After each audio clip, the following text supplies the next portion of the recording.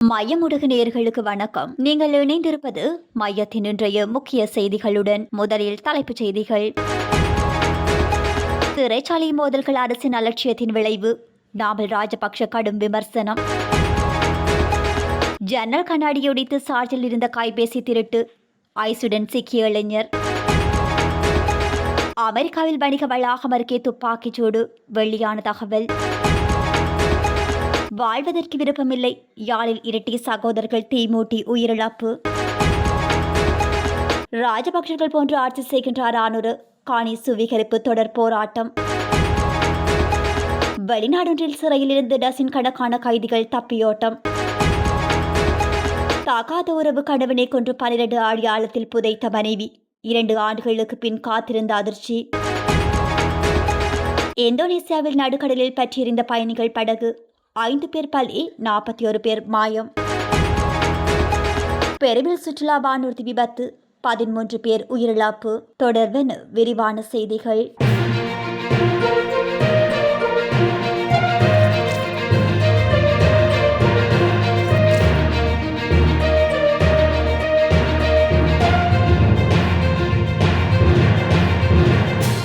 நாட்டில் அண்மை காலமாக அடுத்தடுத்து இடம்பெற்று வரும் சிறைச்சாலை மோதல்கள் தொடர்பாக நாடாளுமன்ற உறுப்பினர் நாமல் ராஜபக்ஷ தனது எக்ஸ் சமூக ஊடக பதிவின் மூலம் கடும் கண்டனத்தை வெளியிட்டுள்ளார்.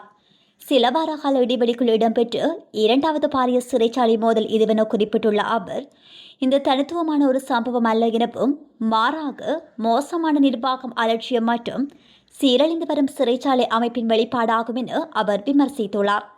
சிறைச்சாலைத்துறை கடுமையான நெருக்கடியை எதிர்கொண்டு வருகின்ற நிலையில் இதுவரை நிரந்தர சிறைச்சாலை ஆணையாளர் நாயகம் ஒருவர் நியமிக்கப்படாதது ஏன் என அவர் கேள்வி எழுப்பியுள்ளார். பாதுகாப்பு ஏற்பாடுகளை அதிகரிப்பது தற்காலிக தீர்வாக மட்டுமே அமையும் என சுட்டிக்காட்டியுள்ள நாமல் ராஜபக்ஷ, அதிக அளவிலான கைதிகள், போதிய வசதியின்மை, சுகாதார குறைபாடுகள் மற்றும் புனர்வாழ்வு திட்டங்களின் பற்றாக்குறை உள்ளிட்ட அடிப்படை பிரச்சினைகளுக்கு உடனடியாக தீர்வு காணப்பட வேண்டும் என அவர் வலியுறுத்தியுள்ளார். மேலும் சிறை தண்டனை என்பது ஒருவரின் சுதந்திரத்தை மட்டுமே கட்டுப்படுத்துவதாகும், அவர்களின் மனித கண்ணியத்தை பறிப்பதில்லை எனவும் அவர் குறிப்பிட்டுள்ளார். தற்காலிக நடவடிக்கைகளுக்கு முற்றுப்புள்ளி வைத்து சீரழிந்து வரும் சிறைச்சாலை அமைப்பை முழுமையாக சீரமைக்க அரசு அவசர நடவடிக்கை எடுக்க வேண்டும் என அவர் வலியுறுத்தியுள்ளார். அம்பாறை மாவட்டம் நட்பெட்டிமுனை பகுதியில் வீடொன்றில் சாட்சியில் போடப்பட்டிருந்த கைத்தொலைபேசியை திருடியதாக கூறப்படும் 21 வயதுடைய இளைஞர் கல்முனை தலைமையக போலீசாரால் கைது செய்யப்பட்டுள்ளார். இந்த சம்பவம் தொடர்பாக பாதிக்கப்பட்ட பெண்ணொருவர் கல்முனை தலைமையக போலீஸ் நிலையத்தில் முறைப்பாடொன்றை பதிவு செய்துள்ளார். முறைப்பாட்டின்படி தனது வீட்டில் சுமார் 35,000 ரூபாய் பெறுமதியான கைத்தொலைபேசியை சார்ஜில் வைத்துவிட்டு வெளியே சென்றிருந்த நிலையில் மீண்டும் வீட்டிற்கு அருகில் திரும்பிய போது ஜன்னல் கண்ணாடி உடைக்கப்பட்டு கைத்தொலைபேசி திருடப்பட்டிருந்தது தெரியவந்துள்ளது. இதனையடுத்து உடனடியாக விசாரணைகளை ஆரம்பித்த போலீசார் சம்பவம் தொடர்பில் குறித்த வீட்டிற்கு எதிரில் தங்கியிருந்து 21 வயதுடைய இளைஞரை சந்தேகத்தின் பேரில் கைது செய்துள்ளனர். அமெரிக்காவின் இடாஹோ மாநிலத்தில் உள்ள ட்வின் பால்ஸ் நகரத்தில் அமைந்திருக்கும் ஒரு பரபரப்பான வணிக வளாக பகுதியில் துப்பாக்கிச்சூட்டு சம்பவத்தில் தாக்குதல் நடாத்தியவர் உட்பட 3 பேர் உயிரிழந்ததுடன் மேலும் 2 காயமடைந்துள்ளனர். இடோஹாவின் ட்வின் பால்ஸ் நகரில் உள்ள இன் அண்ட் அவுட் பார்கர் உணவகம் அருகே நேற்று சனிக்கிழமை உள்ளூர் நேரப்படி பிற்பகல் 2:30 மணியளவில் இந்த தாக்குதல் மேற்கொள்ளப்பட்டுள்ளது. நகர செய்தி தொடர்பாளர் ஜோஸ் பால்பர் மற்றும் போலீஸ் தலைவர் மேத்யூ ஹிக்ஸ் ஆகியோர் இந்த சம்பவத்தை உறுதிப்படுத்தியுள்ளனர். துப்பாக்கிச்சூடு நடாத்திய நபர் சம்பவ இடத்திலேயே உயிரிழந்து விட்டதாகவும், இதனால் பொதுமக்களுக்கு இருந்த ஆபத்து முழுமையாக நீங்கிவிட்டதாகவும் அவர் தெரிவித்தார். தாக்குதல் நடத்தியவரின் அடையாளத்தை கண்டறியவும், இந்த துப்பாக்கிச் சூட்டிற்கான பின்னணி மற்றும் நோக்கத்தை ஆராயவும் போலீசார் தீவிர விசாரணைகளை மேற்கொண்டு வருகின்றனர். இந்த சம்பவத்தை தொடர்ந்து முன்னெச்சரிக்கை நடவடிக்கையாக அப்பகுதியில் உள்ள வீதிகளும் அருகில் இருந்த பாலமும் தற்காலிகமாக மூடப்பட்டுள்ளது. யாழ்ப்பாணம் சுன்னாகம் போலீஸ் பிரிவுக்குட்பட்ட பொன்னாளிக்கட்டுவன் பகுதியில் 18 வயதுடைய இரட்டை சகோதரர்கள் தீமூட்டி தமது உயிரை மாய்த்துள்ளனர். நேற்றைய தினம் வீட்டில் யாருமில்லாத சந்தர்ப்பத்தில் குறித்த இருவரும் தமக்கு தாமே தீமூட்டியதாக தெரிவிக்கப்படுகின்றது. இதனையடுத்து அவர்கள் மீட்கப்பட்ட தெல்லிப்பளை ஆதார வைத்தியசாலையில் சிகிச்சைகளுக்காக அனுமதிக்கப்பட்டனர். எனினும் சிகிச்சை பலனின்றி இன்றைய தினம் அதிகாலை இருவரும் உயிரிழந்தனர். வாழ்வதற்கு விருப்பமில்லாத காரணத்தினால் இந்த முடிவை எடுத்ததாக உயிரிழப்பதற்கு முன்னர் அவர்கள் வாக்குமூலம் வழங்கியதாக தெரிவிக்கப்படுகின்றது. இந்த சம்பவம் தொடர்பில் சுன்னாகம் போலீசார் மேலதிக விசாரணைகளை முன்னெடுத்து வருகின்றனர். ராஜபக்சர்கள் தமிழர்கள் விடயத்தில் எதை செய்தார்களோ அதையே அனுர அரசாங்கமும் தமிழர்களுக்கு செய்கிறது என வலிகாமம் கிழக்கு பிரதேச சபை தவிசாளர் தியாகராஜா நிரோஷ் தெரிவித்துள்ளார். வலிகாமம் வடக்கு வசாவிலான் மக்கள் தமது மீள்குடியேற்றத்தினை வலியுறுத்தி ஆரம்பிக்கப்பட்ட போராட்டத்தில் முதல் நாள் போராட்டத்தில் கலந்து கொண்டு ஊடகங்களுக்கு கருத்து தெரிவிக்கும் போதே அவர் மேற்கண்டவாறு குறிப்பிட்டுள்ளார். மக்களின் நிலங்கள் மக்களுக்கே சொந்தம் என ஆட்சிக்கு வந்த அரசாங்கம் மக்களின் உரிமைகளை ஏற்க மறுக்கின்றது.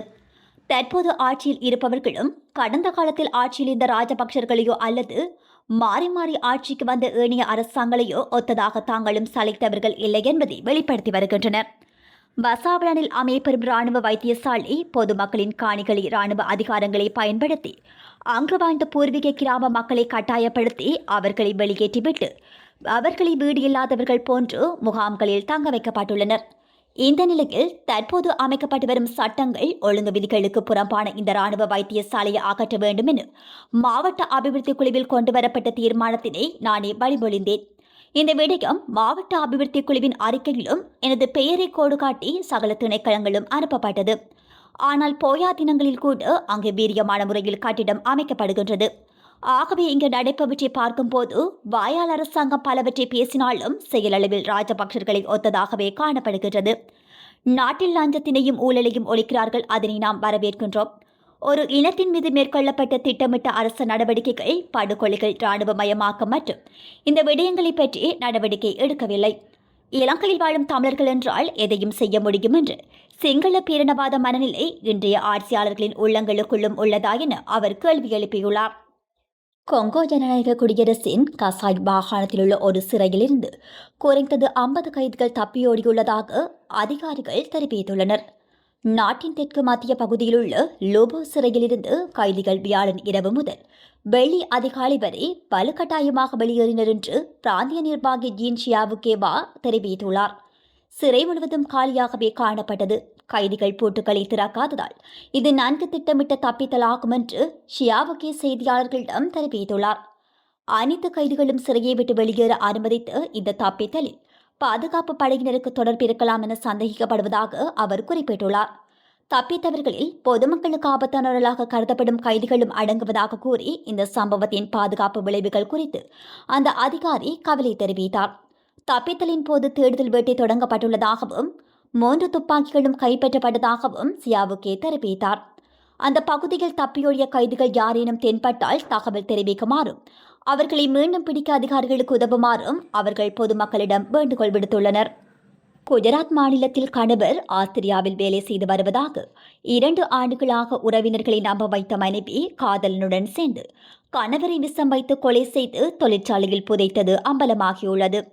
குஜராத் மாநிலம் ஜாம் நகரைச் சேர்ந்த பெண்ணொருவர் கடந்த 2 ஆண்டுகளாக தனது கணவர் ஆஸ்திரியாவில் வேலை செய்து வருவதாக உறவினர்களிடம் தெரிவித்துள்ளார். இந்த நிலையில் கணவரின் உறவினர் ஒருவர் ஆஸ்திரியா செல்ல திட்டமிட்டதால் முகவரி மற்றும் தொடர்பு எண்ணை கேட்டுள்ளார். அதற்கு மனைவி முன்னுக்கு பின்முரணான தகவல்களை தெரிவித்திருக்கின்றார். இதனால் சந்தேகமடைந்த தனது சகோதரரை காணவில்லை என நபரொருவர் போலீசில் புகார் அளித்துள்ளார். அதன்படி வழக்கு பதிவு செய்த போலீசார் ஜிக்னேஷை கண்டுபிடிக்க விசாரணையை தொடங்கியுள்ளனர்.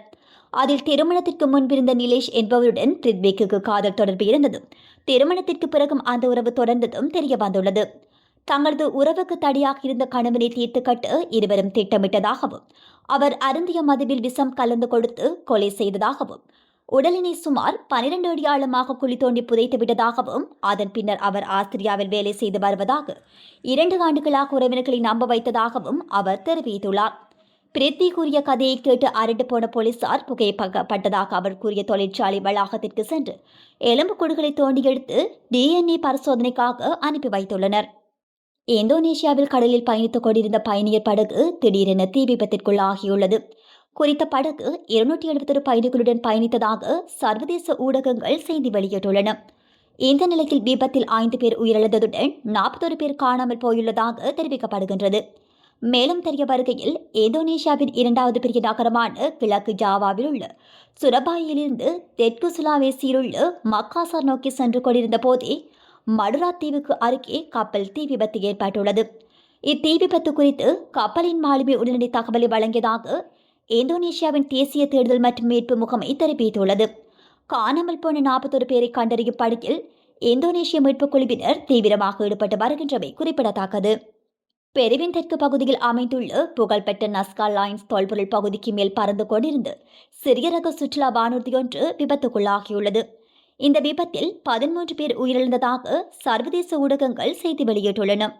மேலும் குறித்த வானூர்தியில் 11 பயணிகளும் 2 விமானிகளும் பயணித்துள்ளதாக தெரிவிக்கப்பட்டுள்ளது. இத்துடன் மையத்தின் இன்றைய முக்கிய செய்திகள் நிறைவு பெறுகின்றன. நன்றி.